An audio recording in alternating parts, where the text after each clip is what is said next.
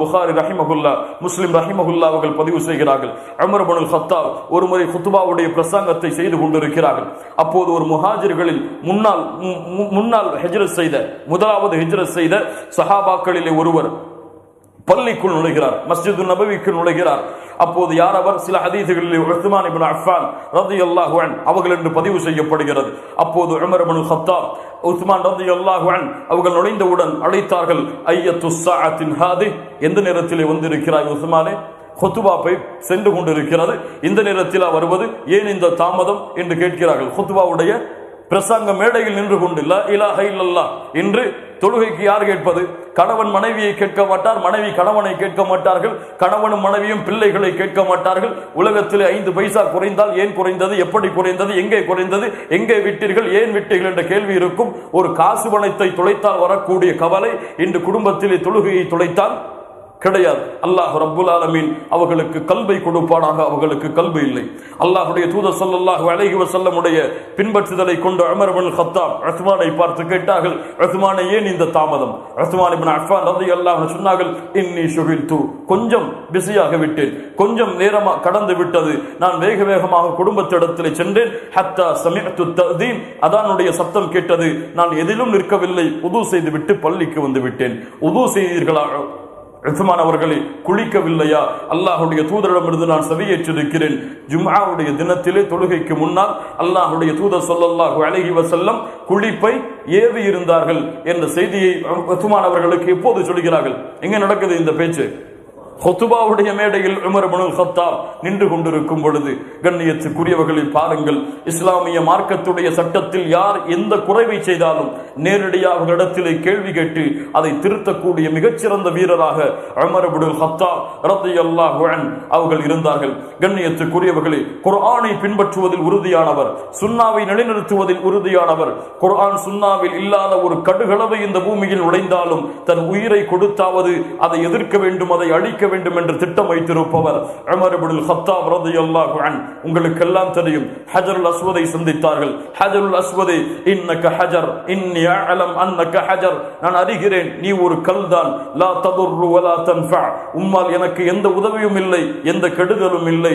அல்லாஹ்வுடைய தூதர் உம்மை முத்தமிடுவதாக நான் பார்த்திருக்கவில்லை என்றால் நான் உன்னை முத்தமிட்டிருக்க மாட்டேன். லா இலாஹ இல்லல்லாஹ்.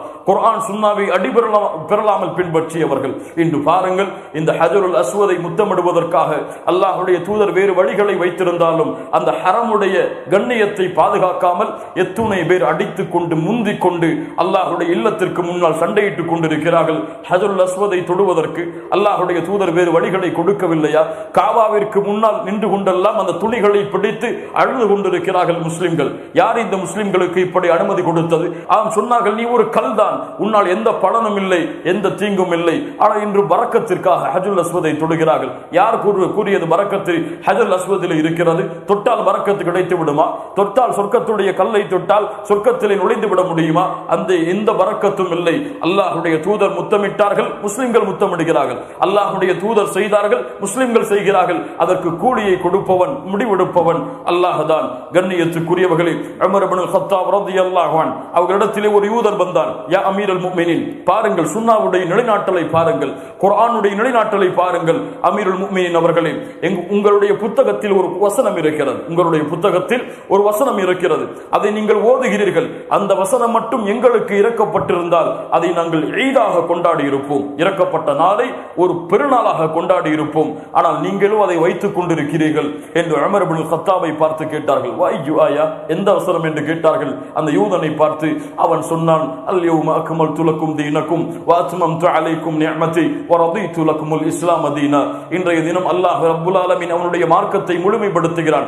அல்லாஹ் வ ரதீது லக்குமுல் இஸ்லாம் தீனா, இஸ்லாமை அவனுடைய மார்க்கமாக அல்லாஹ் பொருந்திக் கொள்கிறான் என்று வரக்கூடிய குர்ஆனுடைய வசனத்தை அந்த யூதன் சொன்னான். உமர் அவர்கள் சொன்னார்கள், அரஃப்னா தாலிகல் யௌம், அது எப்போது இறக்கப்பட்டது என்று எங்களுக்கு தெரியும். வல் மகான் அல்லதி நஸலத் ஃபீ, அது எந்த இடத்திலே இறக்கப்பட்டது என்று தெரியும், அது எந்த நேரத்திலே இறக்கப்பட்டது என்று தெரியும். அரஃபாவிலே அல்லாஹ்வுடைய தூதர் நின்று கொண்டிருந்த பொழுது அல்லாஹ் இந்த வசனத்தை இறக்கினான். என்பது வரை எங்களுக்கு தெரியும். என்ன சொல்ல வருகிறார்கள்? என்பது வரை எங்களுக்கு தெரியும், ஆனால் அதை நாங்கள் கண்ணியப்படுத்த மாட்டோம், அதை நாங்கள் சிறப்புப்படுத்த மாட்டோம். உமக்கு வேண்டுமானால் சிறப்பாக நீ எடுத்துக்கொள்வாய், எடுத்துக்கொள்ளாமல் போவாய். எமக்கு அல்லாஹும் அல்லாஹுடைய தூதரும் அந்த நாளை சிறப்புப்படுத்தாததால் நான் சிறப்புப்படுத்த மாட்டேன். சுப்ஹானல்லாஹி ரப்பில் ஆலமீன். ஆனால் இன்று ஒரு யூதனுடைய கண்ணியம், ஒரு முஸ்லிமுடைய கண்ணியம், யூதனுடைய செயல்பாடின் விருப்பம், ஒரு முஸ்லிமுடைய செயல்பாடின் விருப்பம், யூதனுடைய கலாச்சாரம், ஒரு முஸ்லிமின் கலாச்சாரம். அல்லாஹ் ரப்புல் ஆலமீன் அவர்களை பாதுகாப்பானாக. கண்ணியத்துக்குரியவர்களே, நீதியின் தலைவர், நீதிக்கு அல்லாஹுடைய தூதரிடமிருந்து பாடம் பயின்றவர், நீதிக்கு அபூபக்கர் சித்தீக் ரலியல்லாஹு அன்ஹு அவர்களிடமிருந்து பாடம் பயின்றவர் உமர் இப்னுல் கத்தாப் ரலியல்லாஹு அன்ஹு. கேளுங்கள் இந்த நிகழ்வை.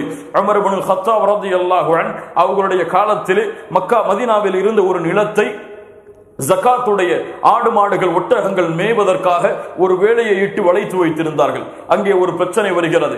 மற்ற ஜகாத் இல்லாத ஒட்டகங்கள், ஏழைகளுடைய ஒட்டகங்கள், ஆடுகளுடைய ஒட்டகங்கள் அங்கே நுழைந்து அந்த விவசாய நிலத்தில் மேய்வதற்கு அனுமதி உண்டா என்று. அப்போது அவர்களுடைய வேலையாளாக இருந்த, அவர்களுடைய அடிமையாக இருந்த ஹுனை என்ற நபித்தோழரை சந்தித்தார்கள் உமர் இப்னுல் கத்தாப். இமாம் புகாரி ரஹிமஹுல்லாஹ் பதிவு செய்கிறார்கள், யா ஹுனை முஸ்லிம்களுக்கு அநியாயம் செய்வதிலிருந்து உன் ரெக்கையை தாழ்த்திக்கொள். அநியாயக்காரனுடைய பிரார்த்தனையை அஞ்சிக்கொள். அல்லாஹ்விடத்திலே அநியாயக்காரனுடைய பிரார்த்தனை நிச்சயமாக அங்கீகரிக்கப்படும்.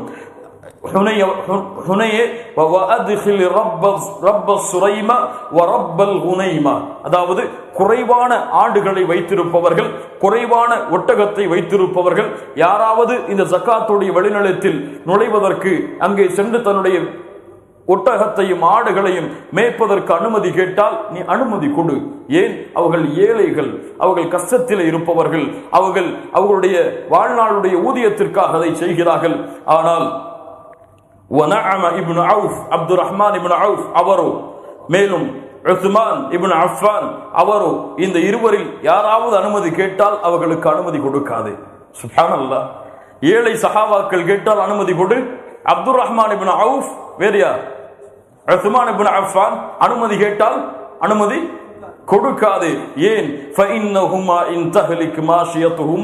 இந்த ஒட்டக கூட்டங்களும் ஆடுகள் கூட்டங்களும் அவர்களுக்கு அழிந்து விட்டால் அவர்களுக்கு வேறு தொழில் இருக்கிறது, அவர்களுக்கு விவசாயம், அவர்களுக்கு தோட்டம் இருக்கிறது, அவர்களுக்கு விவசாய நிலங்கள் இருக்கிறது. அதை வைத்து அவர்களுடைய வாழ்நாளை அவர்கள் ஓட்டிக் கொள்வார்கள். ஆனால் இந்த ஏழைகளோ, இந்த ஏழை தோழர்களோ, இவர்களுடைய விவசாய நிலங்கள் அழிந்து விட்டால் பிள்ளைகளை கூட்டிக் கொண்டு என்னிடத்தில் அல்லவா வருவார்கள். உமர் இப்னுல் கத்தாப் சொன்னார்கள், என்னிடத்தில் வந்து உதவி கேட்பார்கள். நான் எப்படி அவர்களுக்கு உதவி செய்யாமல் இருப்பேன்? அவர்களுக்கு உதவி செய்ய வேண்டும் என்ற கட்டாயம் எனக்கு இருக்கிறது. ஆனால் அவர்கள் நான் இப்படி செய்வதால் நினைத்துக் கொள்வார்கள் அவர்களுக்கெல்லாம் நான் அநீதம் செய்கிறேன், செல்வந்த சஹாபாக்களுக்கெல்லாம் அநீதம் செய்கிறேன் என்று அவர்கள் எண்ணிக்கொள்வார்கள். அவர்களுடைய பூமிதான் ஜாஹிலியத்திலும் அவர்கள் இருந்தார்கள், இஸ்லாமை ஏற்றதற்கு பிறகும் அவர்கள் இருக்கிறார்கள். அவர்களுடைய பூமியில் நான் எப்படி இதை உரிமை கொண்டாட முடியும் என்று அவர்கள் எண்ணிக்கொண்டிருப்பார்கள். ஆனால் வல்லதி நஃப்ஸி பியதி, என் உயிர் யாருடைய கரத்திலே இருக்கிறதோ அவன் மீது சத்தியமிட்டு சொல்கிறேன், அல்லாஹ் ரப்புல் ஆலமீன் அவனுடைய பாதையில் கண்காணிக்கப்பட வேண்டும் என்று இந்த நிலங்களையும் இந்த செல்வங்களையும் எனக்கு ஒப்படைத்திருக்கவில்லை என்றால் அனைத்து அவர்களுடைய பூமிகளையும் ஒரு ஜானளவும் எடுக்காமல் அவர்களிடத்தில் நான் ஒப்படைத்திருப்பேன் என்று உமர் இப்னுல் கத்தாப் ரலியல்லாஹு அன்ஹு அவர்கள் சொன்னார்கள். ஏழைகளுடைய கஷ்டத்தை உணரக்கூடிய தலைவர், ஏழைகளுடைய சிரமத்தை உணரக்கூடிய தலைவர், ஏழைகளுக்கு இப்படிப்பட்ட நிலைமை வந்துவிட்டால் என்ன ஆகும் என்று துடிக்கக்கூடிய தலைவர் இந்த உலகத்திலே உமரை போன்று அல்லாஹ்வுடைய தூதருக்கு பிறகும் அபூபக்கருக்கு பிறகும் யாரை காட்ட முடியும்? மூமின்களே, உலகத்தின் எந்த தலைவராக இருந்தால் அந்த உமர் இப்னுல் கத்தாப் ரலியல்லாஹு அன்ஹு நீதியின் தலைவர். தன் மகன் தவறு செய்தாலும் தண்டனை கொடுப்பார்கள். தன் அரசாங்கத்தில் எந்த ஒரு மந்திரி தவறு செய்தாலும் அவரை அழைத்து வந்து அதே தண்டனையை நிறைவேற்றுமாறு பணிப்பார்கள். 1000 வரலாறுகளை அதற்கு கூறிக்கொண்டே இருக்கலாம். கண்ணியத்துக்குரியவர்களே, உமர் இப்னுல் கத்தாப் ரலியல்லாஹு அன்ஹு தாயிமன் எப்போது பார்த்தாலும் தங்களுடைய உள்ளங்களை சோதித்துக் கொண்டே இருப்பார்கள். எப்போது பார்த்தாலும் தன் உள்ளத்தோடு பேசிக்கொண்டே இருப்பார்கள். இன்று முஸ்லிம்களிலே எம்எல்ஏ பலர் மக்களிடத்திலே பேசுகிறோம் நன்மைகளை, மக்களிடத்திலே பேசுகிறோம் தீமைகளை. இது நன்மை, இதை செய், இது தீமை, இதை செய் என்று மனிதர்களிடத்திலே பேசுகிறோம். எம்எல்ஏ யார்? தன்னிடத்திலே பேசியவர்கள், அவர்களுடைய உள்ளத்திடத்திலே பேசியவர்கள், அவர்களுடைய உள்ளத்திடத்திலே அந்த செய்திகளை எடுத்து வைத்தவர்கள் ஆம் உமர் இப்னுல் கத்தாப் ரலியல்லாஹு அன்ஹு அவர்கள் சொல்லுவார்கள், இப்னுல் கத்தாப், இப்னுல் கத்தாப், நீ பலகீனமானவனாக இருந்தாய், அல்லாஹ் உன்னை உயர்த்தினான். நீ வழிகேட்டிலே இருந்தாய், அல்லாஹ் உனக்கு நேர்வழி காட்டினான். நீ பலகீனமானவராக இருந்தாய், அல்லாஹ் உனக்கு கண்ணியத்தை கொடுத்தான், முஸ்லிம்களுடைய ஆட்சியை கொடுத்தான். இதில் நீ குறைவு செய்து விட்டால் வமாதா தகூலு லிரப்பிக கதன் யா உமர் இப்னுல் கத்தாப், வமாதா தகூலு லிரப்பிக கதன், நாளை மறுமையில் அல்லாஹ் இதை குறித்து உன்னிடத்திலே கேட்டால் என்ன பதில் சொல்லுவாய்? உமர் அவர்களுடைய ஒட்டுமொத்த வாழ்க்கையும் சூழ்ந்த ஒரு கேள்வி, உமர் அவர்களுடைய ஒட்டுமொத்த வாழ்க்கையுடைய துறைகளையும் ஆட்டி படைத்த ஒரு கேள்வி. உமர் அல்லாஹ்விடத்திலே இறையச்சமுடையவர்கள் சிறந்தவராக இருந்தார். இந்த கேள்வியை கொண்டு உமர் இப்னுல் கத்தாப் இந்த உலகத்திலே சிறந்த தலைவர்களில் ஒருவராக திகழ்ந்தார். இந்த கேள்வியை கொண்டு வமாதா தகூலு லிரப்பிக கதன் யா உமர், நாளை மறுமையில் அல்லாஹ் உமக்கு இதை குறித்து கேள்வி கேட்டால் என்ன பதில் சொல்லுவாய் என்று உமர் இப்னுல் கத்தாப் ரலியல்லாஹு அன்ஹு அவர்கள் கேட்டுக்கொண்டே இருப்பார்கள்.